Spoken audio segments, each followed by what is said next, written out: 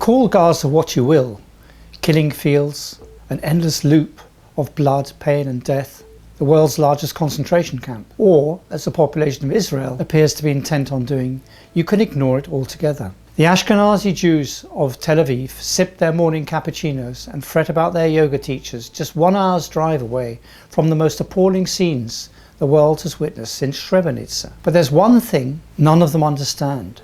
Hamas won't surrender. To think that its leaders in Gaza will take the money and run, as Fatah did, is to reveal, after 18 months of the most extreme war and 2 months of starvation, how little Israeli Prime Minister Benjamin Netanyahu understands his enemy. The last Israeli offer would have amounted to an act of surrender. Hamas was told to give up all the hostages in exchange for 45 days of food and water, and then to disarm. Hamas replied it is prepared to release all the hostages in exchange for a number of Palestinian prisoners and offer a long-term hudna, or truce, in which it would not redig its tunnels or develop its weapons, and cede governance of Gaza to other Palestinian factions. But it has not budged from the two conditions that it set at the start of the war. It would not disarm, and it wants the total withdrawal of Israeli forces from the Strip and a final end to the war. It's become repeatedly clear that the impasse to securing a negotiated settlement lies with Netanyahu himself. On 2 occasions he has signed deals with Hamas only to break them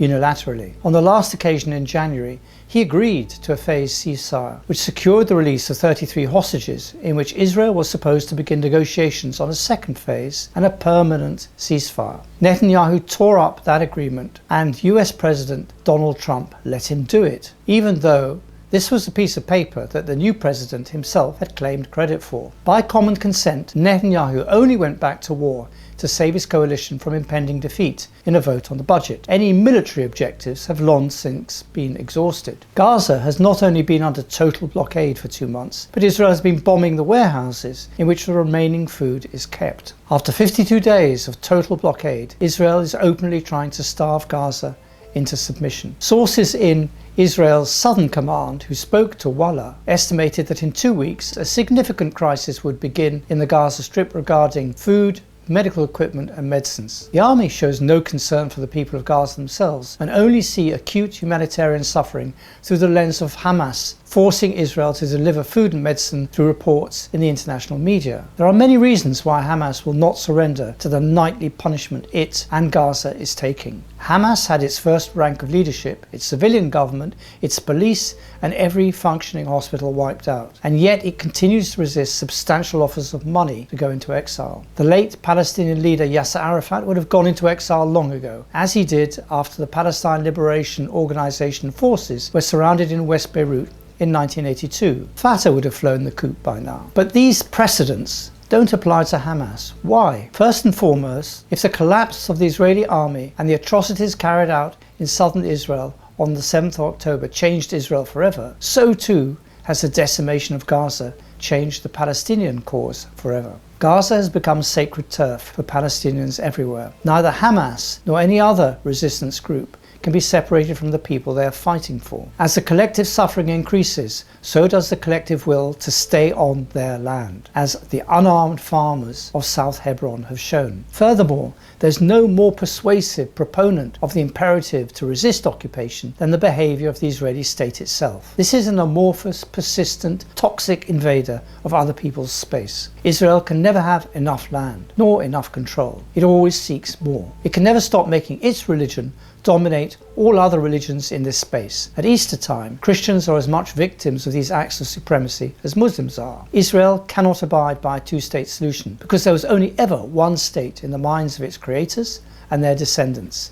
Itamar Ben-Gvir, Bezalel Smotrich and Netanyahu are collectively only finishing the job of eradicating Palestinians from the land of Israel that David Ben-Gurion started and then stopped. It's a recurrent and convenient myth to separate the various tribes of Israel on the Palestinian issue because no meaningful differences exist. It is no coincidence that at the very time there is a surge of Jews praying at the Al-Aqsa Mosque, the Israeli Supreme Court voted unanimously to dismiss a petition filed by several human rights organizations demanding the resumption of delivery of humanitarian aid in Gaza. The State of Israel in all its forms, religious and secular, is pursuing the same goal, even while these tribes are at war with each other. Hamas's surrender, and with it Gaza, would today be tantamount to the surrender of the Palestinian cause itself. Not because all Palestinians are religious or Fatah is that unpopular, but because for most Palestinians, resistance represents the only route to the end of occupation. The scale of the suffering that Israel has inflicted on all Palestinians within its reach,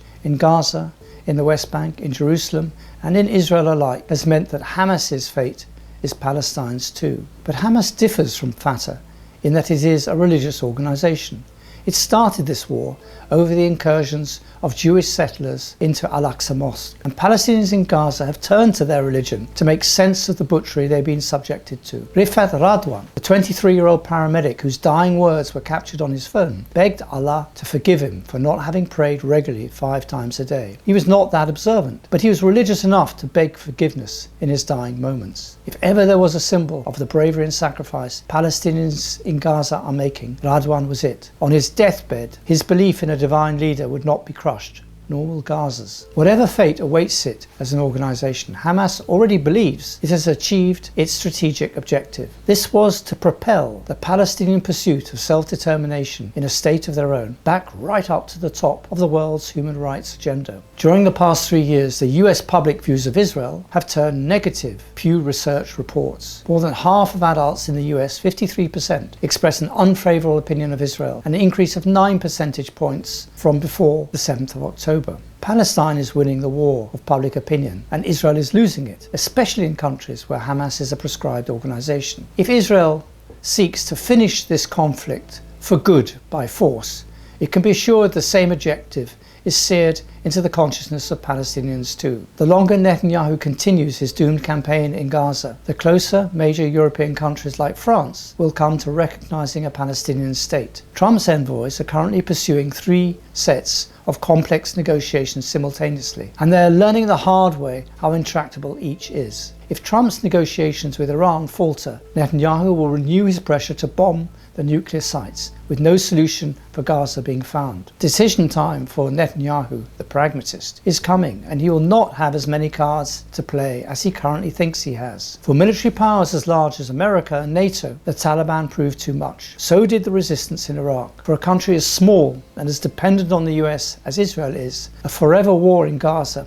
is even less sustainable. It would be wise for Israel to cut its losses now and pull out of Gaza before it loses more on the world stage. Once the aura of invincibility is smashed, as it was on October the 7th, it's gone for good.